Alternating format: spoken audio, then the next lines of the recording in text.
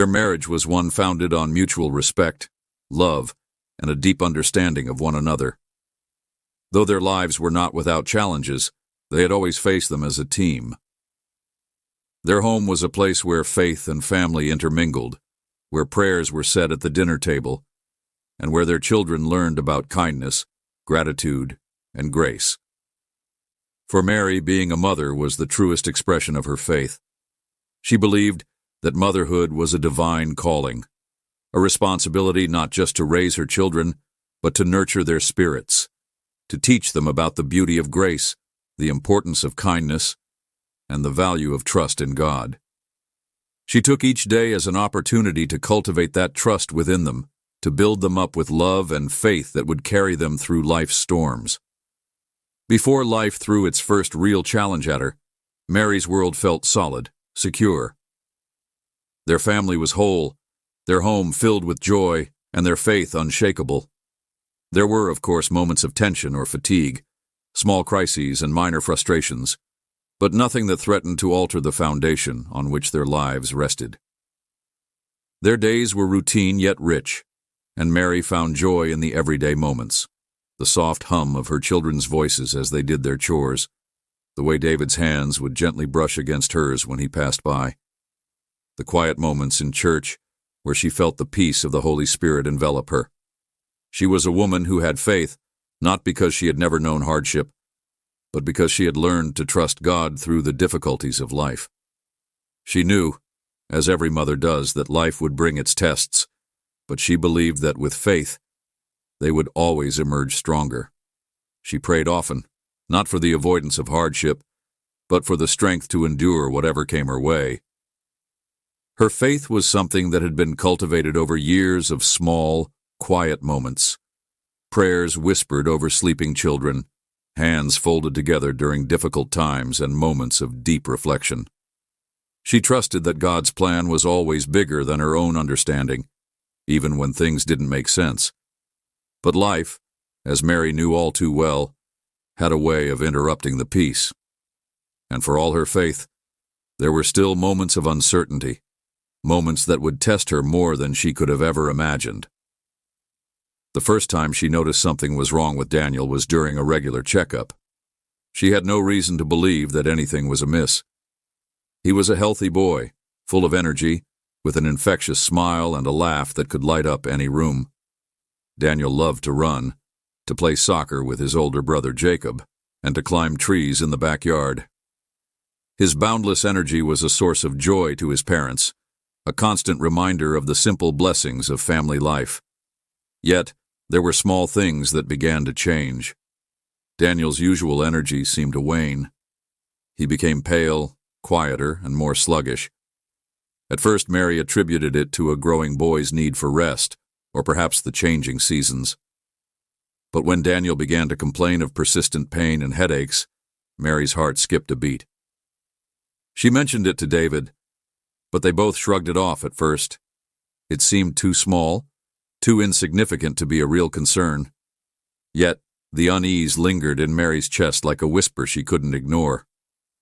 It wasn't until Daniel fainted at the dinner table one evening that the alarm bells finally went off. His small body slumped over, his eyes rolling back, and for a moment, everything froze. Mary rushed to him, her heart hammering in her chest, as she gently lifted his head into her lap. David called 911 in a panic, his voice unrecognizable. The doctors were kind but matter-of-fact, the way they had to be when faced with the reality of what they were about to tell her. "Mrs. Blake," the doctor said quietly, "we've run some tests, and I'm afraid we've found a mass near Daniel's brain. We need to do further testing, but it's likely a tumor." The world, in that moment, seemed to tilt on its axis. Mary's breath caught in her throat. A tumor? Her mind couldn't wrap around the words. She had always been a realist, always prepared for life's challenges. But this was beyond anything she had ever feared. The doctor's words seemed distant, as if she were underwater. She could hear him explaining the next steps, but the details didn't matter. All that mattered was that her youngest child, the boy who had filled her days with joy and laughter, was now facing something far greater than his tender years should ever have to bear. And in that moment, as her world seemed to crumble, Mary felt a quiet stillness deep within her. She had never expected this. She had always trusted God would carry them through. But this was different. This was her child. This was a test she could never have imagined. Yet in the deep recesses of her heart, she knew one thing for certain. She had to trust. She had to trust, not in her own strength, but in something greater than herself. In the days that followed, as the medical team worked to diagnose Daniel's condition, Mary found herself struggling with emotions she had never experienced before. She could no longer deny the reality of what was happening. Her faith would be tested in ways she never expected. And in the deepest recesses of her heart, she feared the storm that was about to come. But no matter what lay ahead, she knew that she had to trust God through it all. Her faith was about to be stretched in ways she never thought possible. The day the doctor confirmed Daniel's diagnosis, the world seemed to stop. Mary sat in a sterile hospital room, her hands trembling as they rested in her lap. The walls of the room, once so neutral and unassuming, now felt like they were closing in. She could barely focus on the doctor's words. He spoke in careful, clinical tones, but everything he said felt distant, like an echo in a dream. She heard only the words rare, aggressive, and cancer. Her mind immediately rebelled, refusing to accept what was happening. Daniel, her precious son, her little boy, was sick in a way she couldn't fix. The doctors had explained that the tumor near his brain was aggressive, and that they would need to begin chemotherapy right away. Mary's heart was pounding in her chest, each beat heavy with the weight of this new reality. She glanced over at David, who sat beside her, his hand gripping hers with a firmness that almost hurt. His face was pale, and his lips were pressed into a thin line. Neither of them could speak for several moments. It wasn't denial. It was shock. David's voice finally broke the silence, but it was strained, as though each word took effort. How did this happen?" he whispered. "He was fine just a few days ago. This doesn't make sense, Mary. He was healthy. He's supposed to be healthy." Mary couldn't answer. How could she? There were no answers. There was only this brutal diagnosis, a storm they hadn't seen coming, and a road ahead that neither of them was prepared for. Her thoughts swirled with confusion, fear, and disbelief. They were in a nightmare where no one could wake them up. But as the doctor continued to explain the next steps, more tests, treatments, and possible surgeries, she realized she could hear the words, though they barely made sense. It felt as though time had warped, leaving them suspended in a moment that was both too long and too short. Their son, their beautiful, vibrant son, was facing a battle that could take him from them. The tears came slowly, first a trickle down Mary's cheeks, then a flood. She didn't try to wipe them away. There was no stopping them. She felt David's arms around her, holding her close, but even his embrace seemed far away. How could anyone comfort her now? In the days that followed, Mary wrestled with a range of emotions: fear, anger, confusion, and an overwhelming sense of helplessness. The uncertainty of it all was unbearable. Daniel's diagnosis felt surreal, like something that couldn't possibly be happening to them. She couldn't imagine her little boy, the one who had always run and played and filled their home with laughter, lying in a hospital bed connected to machines and intravenous lines. But somewhere, deep within her heart, in the middle of her heartbreak, Mary knew that she had a choice. She could either cling to the uncertainty and fear, or she could choose to trust. It wasn't a choice she made lightly, nor did it come without struggle. But she knew deep down that if she didn't make that choice, she would drown in the weight of it all. It wasn't about pretending everything would be fine. It wasn't about denying the gravity of the situation. It was about choosing to trust God, even in her pain and confusion. One evening, when the hospital room was quiet except for the sound of Daniel's soft breathing and the beep of the monitors, Mary found herself alone for a moment. David had stepped out to speak with the doctors. The stillness was almost too much to bear. She sat by Daniel's bed, her hand gently resting on his. "Lord," she whispered, her voice barely audible. "I don't understand why this is happening. I don't know how we're going to get through this. But I trust you. I trust that you are here, even now, even in this moment. I don't know what the future holds, but I know you are good. I trust you, Lord." It was a prayer of surrender. She wasn't praying for a miracle, not yet. She wasn't asking for the cancer to disappear or for everything to go back to normal. She was simply surrendering her fear, her worry, her overwhelming desire to fix everything. In that moment, she realized that trusting God didn't mean she had to have all the answers. It meant trusting in Him even when she didn't. "I trust you," she repeated quietly, her voice a mixture of pain and hope. She didn't know what that trust would look like in the coming days, but she knew it would be the anchor she needed to keep going. The following weeks were a blur of hospital visits, sleepless nights, and uncertainty. Daniel's chemotherapy treatments were tough, and the side effects were worse than Mary had anticipated. He became weak, his once rosy cheeks turning pale, his energy drained.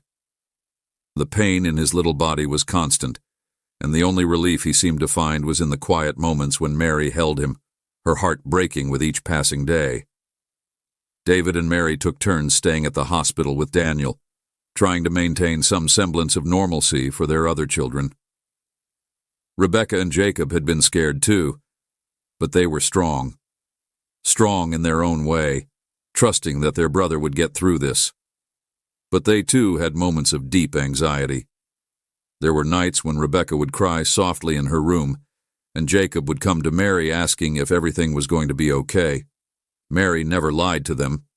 Instead, she shared with them what she herself was learning, that sometimes the path to healing is long, and the journey may not look the way you expect, but with faith, you can endure.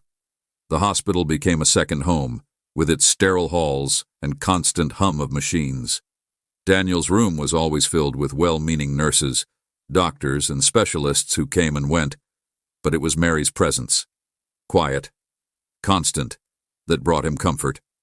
She never left his side, holding his hand through each painful procedure, whispering words of encouragement when his little body trembled from the side effects of the chemotherapy.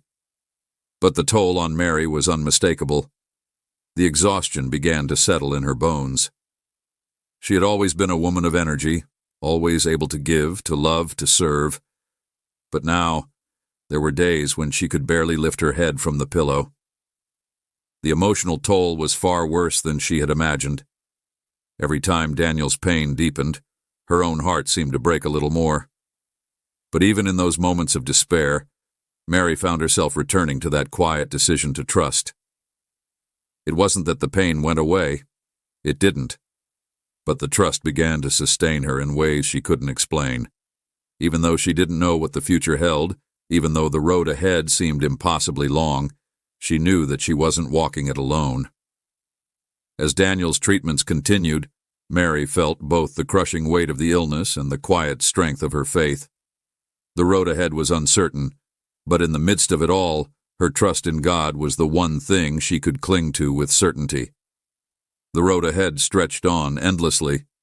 Each day felt like a battle, with no promise of victory in sight. Mary's life, once filled with the hum of family activity, was now consumed by the grueling realities of Daniel's illness. The days were spent in sterile hospital rooms, waiting rooms, and chemotherapy treatments. Hospital visits were constant, and Daniel's body, once strong and full of life, was now a fragile vessel, struggling to carry the weight of his disease and the harsh treatments required to fight it. Daniel's chemotherapy treatments took their toll in ways Mary had never imagined. His once dark curls began to fall out in clumps, leaving him with a bald head that seemed to reflect the harshness of his battle. He became weaker and weaker as the days passed, his energy depleted by the drugs coursing through his veins. His face, once flush with the vitality of youth, became pale and drawn. The sparkle in his eyes dimmed as nausea and fatigue overtook him, and there were days when he could barely lift his head from his pillow. Mary watched helpless as the child she had once carried in her arms, so full of life and joy, now seemed to fade before her eyes. She had always been the one to soothe his fears, to kiss away his tears, to encourage him to keep going. But now it was Daniel who often comforted her, offering her small, brave smiles that barely masked his own pain. The role reversal tore at her heart. On one particularly difficult day, as Daniel lay still, his face streaked with tears, Mary whispered, "I'm so sorry, sweetheart. I wish I could take this away from you." He reached out weakly and placed his small hand in hers, offering her the most fragile smile he could muster. "It's okay, Mom," he whispered, his voice barely audible. "I know God is with me." But even in the face of such suffering, there were moments when Mary felt as if the weight of it all might crush her. How could she keep going, keep being strong for him, when every part of her wanted to collapse? Yet she never allowed herself to break down in front of Daniel. She knew that as his mother, she had to be his rock. He needed her to be his anchor, his shield against the world that felt increasingly uncertain and dangerous. She smiled through her own tears. She comforted him when his pain became unbearable. She whispered words of hope even when her heart was breaking. And she prayed. As the days stretched into weeks, Mary began to find solace in her daily ritual of prayer. Every morning, before the hospital's bustle began, Mary would kneel beside Daniel's bed, taking his small hand in hers. The soft beeping of the machines, the scent of antiseptic, and the sterile white walls that surrounded them were a far cry from the warm, comforting home she had once known. But in that quiet, sacred space, she was able to connect with something greater than herself, something that gave her the strength to face the next moment. "Lord," she prayed, her voice barely above a whisper, "give me strength. I can't do this on my own. I don't know how to keep going, but I trust you. Please, give Daniel the strength he needs, and please, help me be the mother he needs me to be."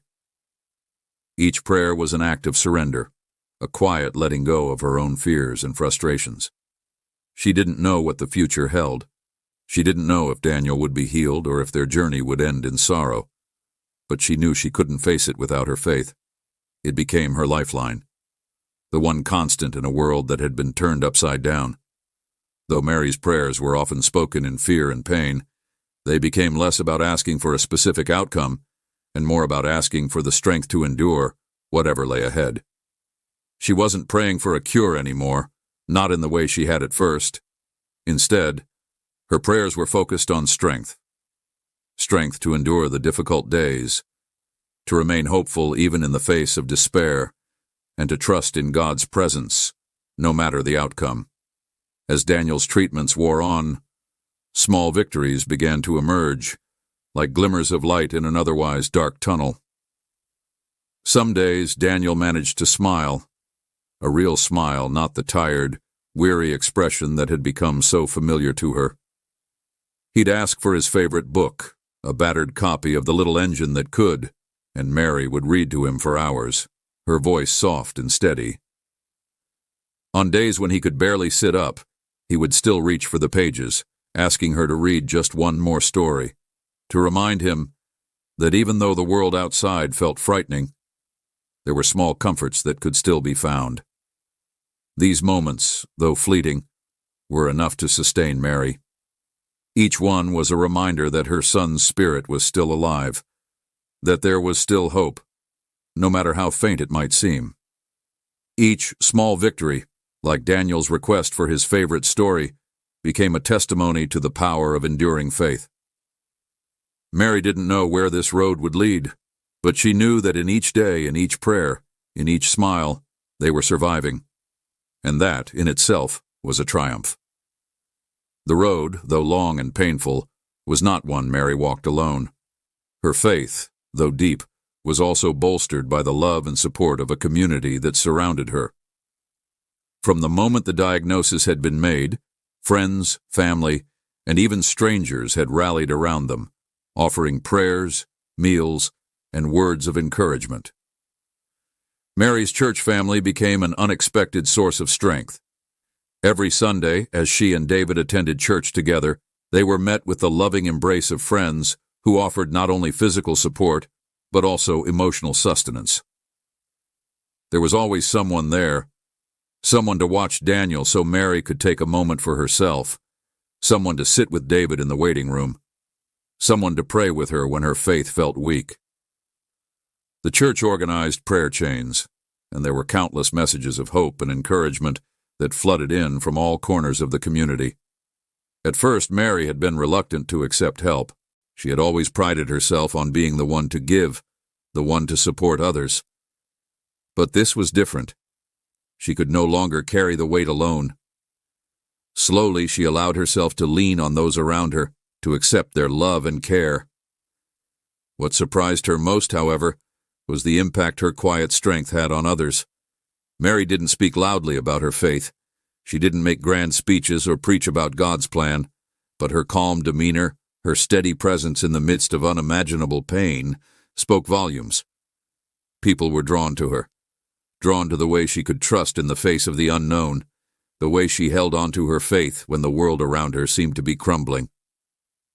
One day, a woman from church approached her, tears in her eyes.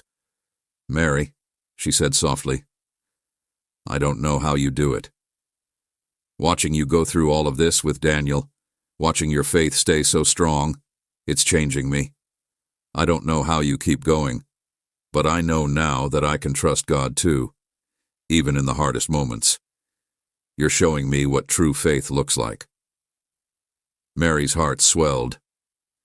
In that moment, she realized that while her journey was incredibly painful, it was also having an impact beyond her own family. Her faith, though raw, imperfect, and full of fear, was shining a light for others, showing them that even in the darkest times, God was still there, holding them up. Through the support of family, friends, and the quiet strength of her own faith, Mary was learning that she didn't have to walk this road alone. She didn't have to carry the weight of it all by herself. The strength of community, the power of shared faith, and the love that surrounded her were helping her endure day by day. And in the midst of it all, Mary knew one thing. She was not just surviving this trial. She was being shaped by it. As the months passed, something unexpected began to happen. The darkness of Daniel's illness, though all-consuming, began to reveal small, sacred lights, glimmers of faith and hope that Mary had not anticipated. It was not just Mary who was growing spiritually during this trial. Daniel, too, was being transformed in ways that took Mary by surprise.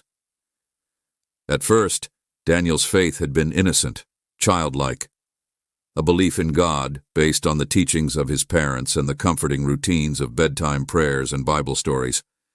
But as the chemotherapy treatments continued, and the pain became an uninvited companion to his days, Daniel's faith began to deepen in a way that moved Mary to her core. One evening, after a particularly difficult round of treatment, Daniel lay in his hospital bed, his body frail and weak.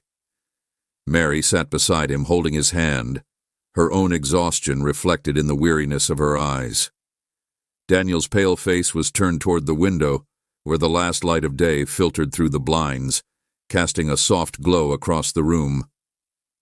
For a moment the silence was deep, as if the whole world had paused to listen. Suddenly, Daniel's voice broke through the quiet. "Mom," he said softly, his words slow but sure, "I think God is listening." Mary's heart caught in her chest. She turned to him, her eyes brimming with unshed tears. "What do you mean, sweetheart?" Daniel's eyes met hers, wide and serious, though still full of the innocence that only a child can possess. "I think he hears my prayers. Every time I ask, I feel like he's there with me. I don't always understand, but I know he's listening." Mary's breath caught. In that simple declaration, her little boy had just spoken words of profound faith. Despite all his pain, all the suffering he endured, Daniel had found a way to believe that God was with him, really with him. And in that moment, Mary realized something that shifted her heart entirely. The miracle she had been waiting for wasn't just about healing, it was about presence. In the midst of the suffering, Daniel's spiritual connection with God had deepened in ways that Mary hadn't expected. And it was through his simple faith that she began to see the true miracle that was unfolding. God was indeed present, even in the darkest places. Mary had always believed in the power of prayer, in the strength that comes from a deep and abiding faith. But as the months passed, and the treatments took their toll on Daniel's body, her prayers began to change. At first, she had pleaded for a cure. She had begged God to take the cancer away, to make everything right again. She had been desperate for her son's healing, unwilling to accept that life might take a different course. But with time, and through the steady drip of each day's sorrow, her prayers began to shift. There came a point. Mary couldn't pinpoint exactly when it happened, when she stopped asking for healing and began praying for strength. Strength to endure whatever came next. Strength to walk through the pain, the uncertainty, the fear. Strength to keep believing even when the path seemed impossible. One night, as Mary knelt by Daniel's bed, her hand resting lightly on his chest, she whispered a prayer that was different from the ones she had spoken in the past. Lord, I don't know what your will is. I don't know what you are doing in this moment or what will happen in the days to come. But I trust you. I trust that you are with Daniel. I trust that you are with me. And I ask only for the strength to follow where you lead. I don't need answers, Lord. I just need to know that you are here. It wasn't a prayer of pleading. It wasn't a prayer of demand. It was a prayer of surrender, a letting go of the need to control the outcome. And as she finished praying, a quiet peace began to settle over her heart. It wasn't a peace that made everything okay, but it was a peace that came from knowing that God's presence was enough. Even in the absence of a clear answer, His presence was enough. Mary began to reflect more on what faith truly meant in moments of suffering and uncertainty. Faith, she realized, was not about having all the answers. It wasn't about demanding that God fix things the way she wanted. Faith was about trusting God in the middle of the storm, even when the winds were howling and the waves threatened to overtake her. It was about believing that God was good, even when life felt anything but. And it was about choosing to take the next step, even when the road ahead was unclear.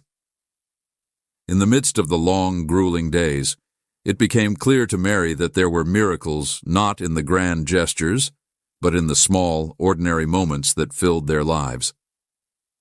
She began to notice things she hadn't before, tiny, fleeting glimpses of grace that were easy to overlook when the pain felt too overwhelming. On days when Daniel was too weak to play or speak, he would still look up at Mary with a soft, knowing smile, a smile that spoke volumes. Even on the days when his body was ravaged by chemotherapy, there were moments of light in his eyes that told Mary he was still in there, that her son was still fighting, still living. One particularly hard afternoon, when Daniel had been especially sick, Mary stepped out of the room for just a moment to gather her thoughts. She was met in the hallway by one of the nurses who had been caring for Daniel. The nurse, an older woman with kind eyes, placed a gentle hand on Mary's shoulder. "You're doing so well," the nurse said quietly. "I can see how hard this is on you, but I want you to know something. You are a beacon of light. You're showing all of us what it means to trust, to love, to keep going even when it's hard." Mary's throat tightened, and for a moment, the weight of it all nearly overwhelmed her. But she nodded, grateful for the words that felt like a small, unexpected gift. It wasn't the kind of miracle she had been praying for, but it was a reminder that God was present even in the mundane. Through the kindness of others, through the love that flowed between strangers and friends alike, Mary saw God's grace being made manifest in ways she could never have anticipated. She began to see miracles in the everyday. The way Daniel's smile, fragile as it was, could still light up the room. The way the soft hum of her family's laughter, even when tinged with sadness, filled their home with warmth. And the way her friends and family had stepped into their lives, offering prayer and support when it was needed most. These small moments, though easily overlooked in the rush of life, were the true miracles. They were the sustaining power of God's love, manifesting in ways that kept them all going. Mary started to believe that perhaps the greatest miracle wasn't in Daniel's healing, but in the way her family had come together, stronger, more united, and more deeply connected to God than they had ever been before. The resilience that flowed through them was born not out of the certainty of healing, but from the certainty of God's presence, a presence that was with them, holding them close in every single moment of their struggle. Even in the hardest days, the miracles in the ordinary became the light that guided them forward. And in the quiet moments, when the pain felt almost too much to bear, Mary knew that faith was not about expecting a miracle. It was about embracing God's presence in every moment, no matter how small or ordinary it seemed. In those small moments, she found the strength to keep walking, to keep believing. And in those moments, she knew that God was with them, always. It had been a long, grueling year, one that felt like an eternity, and yet passed in the blink of an eye. The chemotherapy, the hospital stays, the sleepless nights, and the constant worry had all become a part of the fabric of their lives. Every day, Mary had woken up to the uncertainty, the fear, and the hope that maybe today would be the day the doctors would say, "It's over. It's gone." And then, it finally happened. The call came early one morning, just after sunrise. Mary was sitting at the kitchen table, a cup of lukewarm coffee in her hand, her mind already on the day ahead. Appointments, tests, and the usual routines.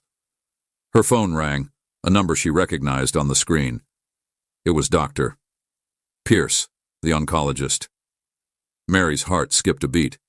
She knew it was time for the latest scan results. "Mrs. Turner?" Dr. Pierce's voice was calm, almost too calm. "Yes," Mary replied, trying to steady her breath, already bracing for whatever he would say. "I'm happy to inform you that Daniel's scans show no signs of cancer. His cancer is in remission." For a moment the world seemed to stop. Mary felt her breath catch in her chest as the weight of the words settled over her. Her mind spun, unable to process the magnitude of what she had just heard. Remission. Daniel's cancer was no longer there. The relentless battle, the uncertainty, the pain, they had led to this moment. A miracle had unfolded in the most unexpected way. "Are you there?" Dr. Pierce asked gently. "Yes," Mary whispered, the tears beginning to well up in her eyes. "Yes, I'm here." She barely remembered hanging up the phone, but in a daze she did. She stood in the middle of the kitchen, the room spinning around her, and then, slowly, she sank to her knees. She couldn't help it. She was overwhelmed with relief, with joy, with gratitude. The weight of the past year, of every tear, every prayer, every moment of uncertainty, finally began to lift. It wasn't a grand dramatic moment. There were no fireworks, no celebrations. There was just a quiet, profound sense of thankfulness. The storm had passed. They had survived it. And Daniel, her precious son, was going to be okay. The days that followed were filled with a quiet celebration. There were no grand parades or loud announcements, just simple moments of relief. Mary and David took turns sitting with Daniel, who was still weak from the treatments, but now free from the shadow of cancer. They smiled at each other in the way that people do when they have shared a deep, profound experience, when words cannot fully capture what they have just been through. Mary found herself reflecting on the past year. It had been a journey that had stripped away many of her illusions about what life should be and replaced them with a deeper understanding of what truly mattered. She had come to know a new side of herself, one that had learned to lean into faith, to trust God in ways she never had before. Her prayers had gone from desperate pleas for a cure to quiet surrenders to God's will, no matter what it was. She had found peace in the absence of certainty, and now that peace was a deep, abiding presence in her heart. Looking at Daniel now, his hair growing back, his cheeks flushed with health, his eyes twinkling with the same mischievous light they had always held, she marveled at how far they had come. The journey had been painful, but it had also been transformative. In the quiet moments, as she watched Daniel laugh with his siblings or read a book by the window, she realized how much their faith had changed them all. They had not only survived a battle against cancer, but they had also discovered the strength that came from trusting God in the face of the unknown. The faith that had sustained them, that had carried them through each dark and painful moment, was now the very foundation of their lives. They were different people because of it. David, too, was quieter, more reflective now. He no longer spoke of the future with the same kind of certainty he once had. He had seen firsthand how fragile life could be, and he had learned to trust in God's timing and purpose. The bond between him and Mary had deepened, strengthened by the shared experience of walking through the storm together. They had learned to lean on each other and on God in ways they never had before. Their children, Rebecca and Jacob, had also been changed. They had watched their brother suffer and had been forced to face the very real possibility of losing him. But they had grown in faith and resilience as well, drawing strength from the example set by their parents. Their bond as a family was unshakable, forged in the fires of trial and hardship. In those quiet moments, when Mary would catch David's eye from across the room or share a smile with Daniel as he laughed with his siblings, she knew that they had come through something extraordinary together. The cancer might have been gone, but the lessons, the strength, and the faith they had gained would remain with them forever. Though the doctors had declared Daniel's cancer to be in remission, Mary knew that the true miracle wasn't just in the absence of the disease. It was in the transformation that had taken place in all of them, the way their faith had been tested and refined in the fire of suffering, and how it had emerged stronger and purer than before. They had learned in the deepest way possible that miracles were not just in the dramatic moments of healing, but in the quiet, steady endurance of faith through the hardest of times. And in the everyday acts of love and care, in the shared smiles, and in the comforting presence of one another, Mary found the miracle that would sustain them for the rest of their lives. Their journey was not over, but it had brought them to a place of deep peace and gratitude.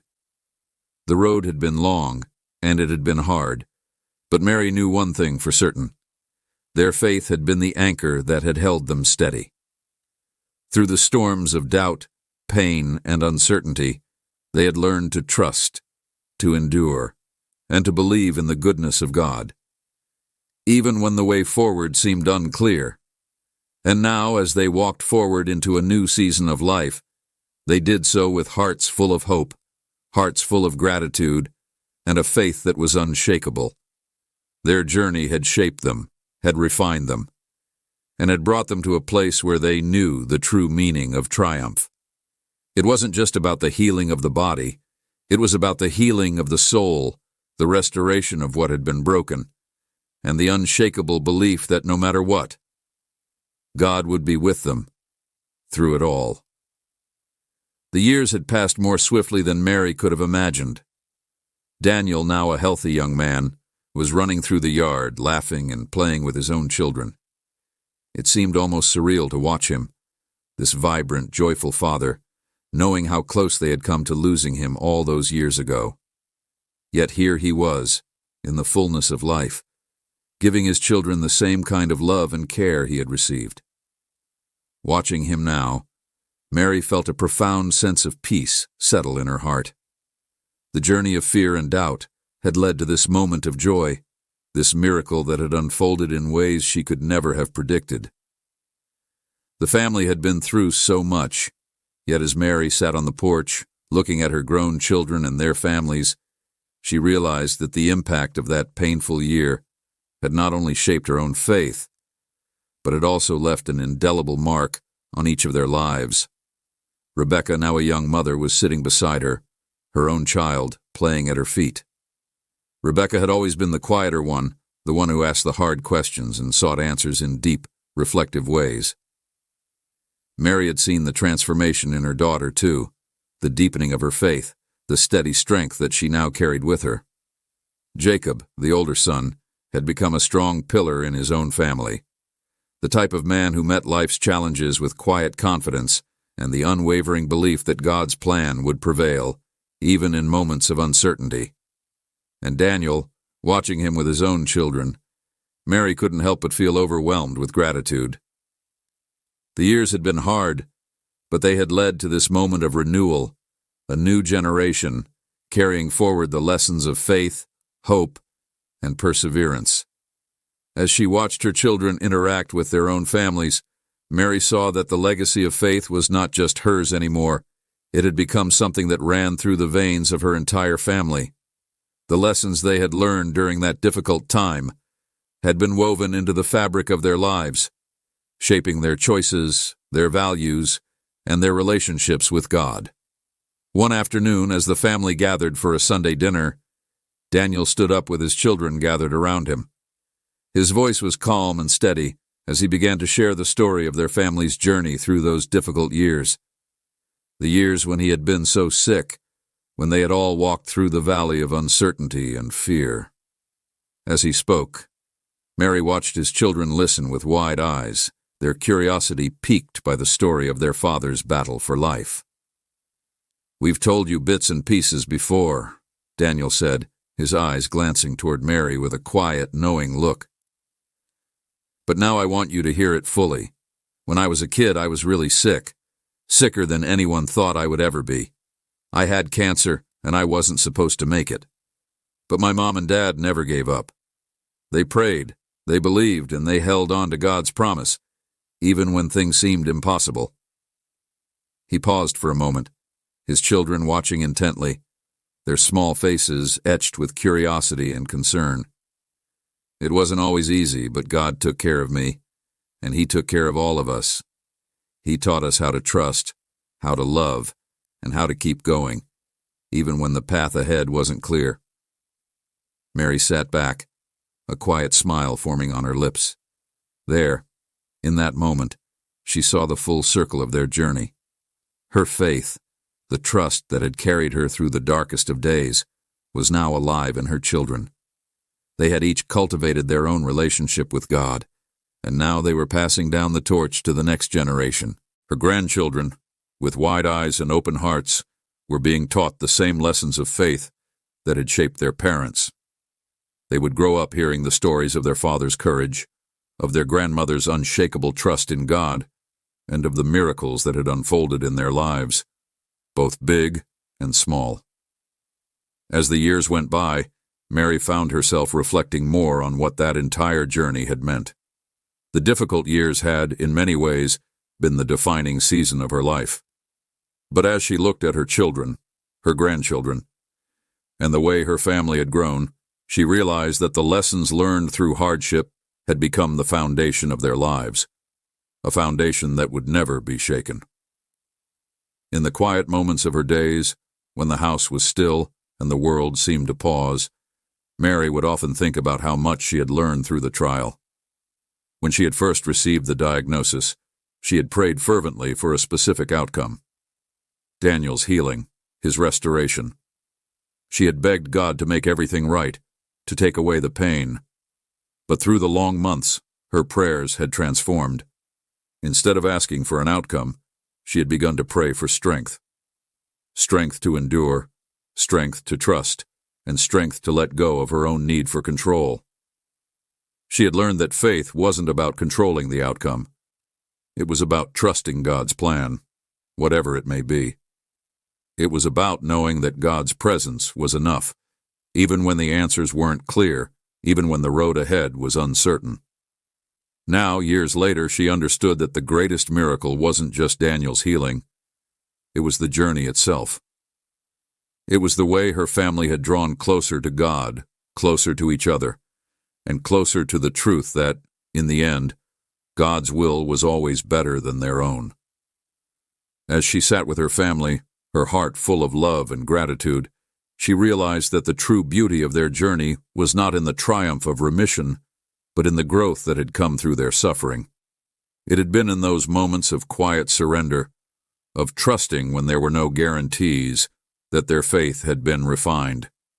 They had learned as a family what it meant to truly trust, not just in God's ability to heal, but in His love, His wisdom, and His perfect timing. As the sun began to set that evening, casting a golden light over the family gathered around the table, Mary bowed her head for a final prayer. It was simple, but it came from the deepest place of her heart. Lord, thank you for the journey. Thank you for the strength, the faith, and the love you have poured into our lives. Thank you for each and every moment, both the hard and the beautiful. We trust you, and we are so grateful for all you have done. Let our faith continue to grow, and let us pass it on to those who come after us. May your will be done in all things. Amen. In that prayer, Mary knew that the legacy of faith she had fought for, the one she had passed down through trials and victories, would continue to grow in the hearts of her children and grandchildren for generations to come. Her story wasn't just her own. It was a story of God's love and faithfulness, a story that would endure long after she was gone, passed down in the lives of those she had nurtured and loved. The torch had been passed, and it would burn bright for many years to come. Mary's journey had come full circle, from the darkest days of fear and uncertainty to the quiet triumph of seeing her son healthy and thriving. Her life had been marked by an unshakable faith that had not only carried her through, but had also shaped the generations that followed.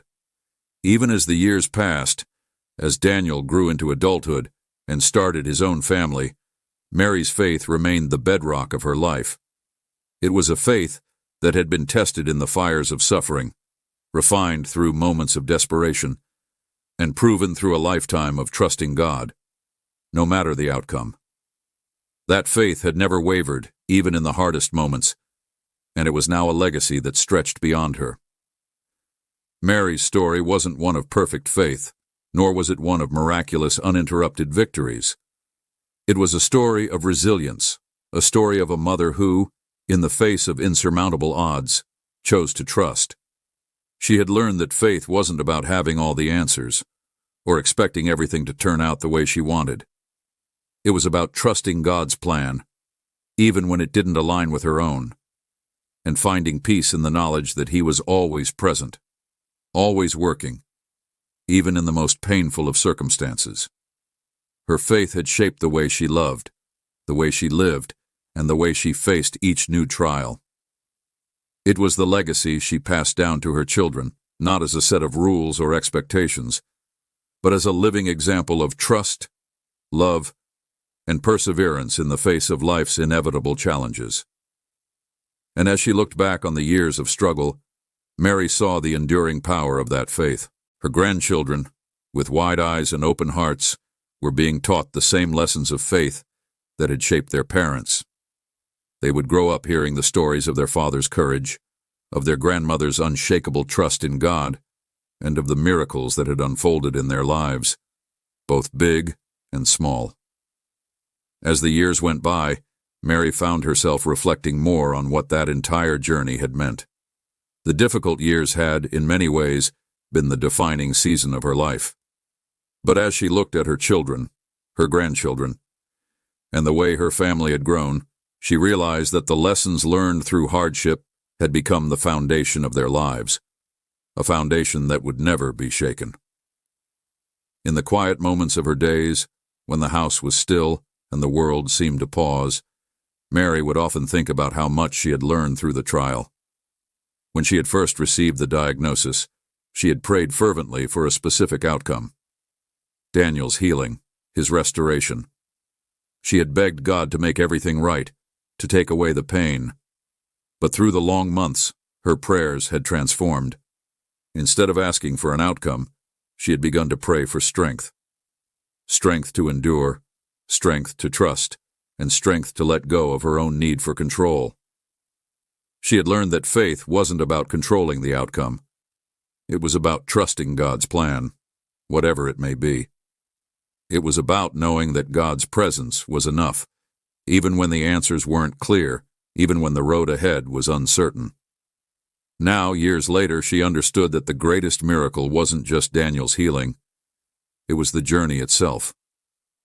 It was the way her family had drawn closer to God, closer to each other, and closer to the truth that, in the end, God's will was always better than their own. As she sat with her family, her heart full of love and gratitude, she realized that the true beauty of their journey was not in the triumph of remission, but in the growth that had come through their suffering.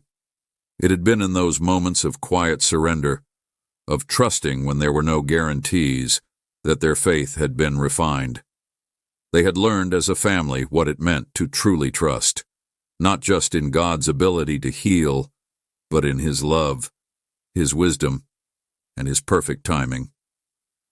As the sun began to set that evening, casting a golden light over the family gathered around the table, Mary bowed her head for a final prayer.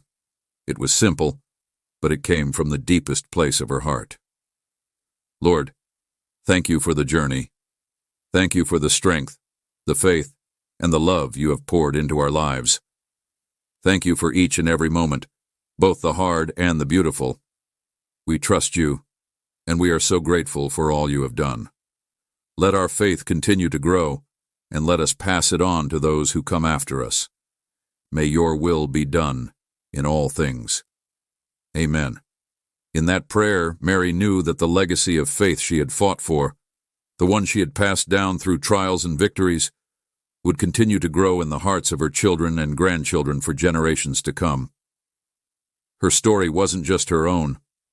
It was a story of God's love and faithfulness, a story that would endure long after she was gone, passed down in the lives of those she had nurtured and loved. The torch had been passed, and it would burn bright for many years to come. Mary's journey had come full circle, from the darkest days of fear and uncertainty to the quiet triumph of seeing her son healthy and thriving. Her life had been marked by an unshakable faith that had not only carried her through, but had also shaped the generations that followed. Even as the years passed, as Daniel grew into adulthood and started his own family, Mary's faith remained the bedrock of her life. It was a faith that had been tested in the fires of suffering, refined through moments of desperation, and proven through a lifetime of trusting God, no matter the outcome. That faith had never wavered, even in the hardest moments, and it was now a legacy that stretched beyond her. Mary's story wasn't one of perfect faith, nor was it one of miraculous, uninterrupted victories. It was a story of resilience, a story of a mother who, in the face of insurmountable odds, chose to trust. She had learned that faith wasn't about having all the answers, or expecting everything to turn out the way she wanted. It was about trusting God's plan, even when it didn't align with her own, and finding peace in the knowledge that He was always present, always working, even in the most painful of circumstances. Her faith had shaped the way she loved, the way she lived, and the way she faced each new trial. It was the legacy she passed down to her children, not as a set of rules or expectations, but as a living example of trust, love, and perseverance in the face of life's inevitable challenges. And as she looked back on the years of struggle, Mary saw the enduring power of that faith. In the vibrant and supportive community dedicated to Jesus, Super Chat offers a unique and impactful way for viewers to actively participate in the mission of spreading faith and supporting charitable causes. When you engage in a live stream and use Super Chat, you are not just making a financial contribution, but also amplifying your voice within the community. This feature allows you to send a highlighted message along with your donation, which is prominently displayed during the live broadcast. It's a powerful way to show your support, share words of encouragement, or ask for prayers. Every Super Chat helps fund the community's various initiatives from outreach programs to maintaining the digital presence that allows the message of Jesus to reach a wider audience. By participating in Super Chat, you're playing a crucial role in helping the community thrive, ensuring that it can continue to inspire, educate, and uplift others. Your contributions are more than just donations. They are a testament to your commitment to the values of love, generosity, and faith that define our shared journey. In the heart of our Jesus-centered community, Super Chat serves as a powerful tool for deepening engagement and enhancing our collective mission. This feature, available on live streaming platforms like YouTube, allows you to contribute financially during live broadcasts while simultaneously sharing a personalized message with the entire community. As you participate in Super Chat, your message and donation are highlighted, offering a unique opportunity to publicly express your support, share your personal testimony, or even request prayer for yourself or others. This visibility not only showcases your commitment, but also fosters a sense of camaraderie and shared purpose among all viewers. The contributions you make through Super Chat play a pivotal role in sustaining and expanding the community's efforts. Whether it's supporting outreach initiatives, funding community events, or maintaining the digital infrastructure necessary for live streams and online ministry, your donations help ensure that the message of Jesus reaches as many hearts as possible. By using Super Chat, you help to amplify the impact of our shared mission, making it possible for us to continue providing valuable resources, support, and inspiration to both existing members and newcomers alike. Moreover, Super Chat offers a way for you to be more involved in the life of the community. Your highlighted messages can encourage dialogue, spark discussions, and build connections with others who share your faith and values. It's not just about giving financially, it's about becoming an active participant in the growth and vibrancy of our community. Each Super Chat contribution helps to create a dynamic and interactive environment where ideas and support flow freely, making the community stronger and more unified. To make the most of Super Chat, it's important to understand how your contributions are utilized and to ensure transparency in the community's financial practices. Knowing that your support is used effectively to further the mission can enhance your sense of involvement and trust in the community. Additionally, publicly acknowledging and thanking donors during live streams not only shows appreciation, but also encourages others to join in, creating a ripple effect of generosity and engagement. In essence, Super Chat is more than just a financial tool. It's a means of connecting deeply with our community, supporting our shared goals, and actively participating in the mission of spreading Jesus' teachings. By contributing through Super Chat, you are helping to build a vibrant, supportive, and faith-driven community that thrives on mutual encouragement and collective action.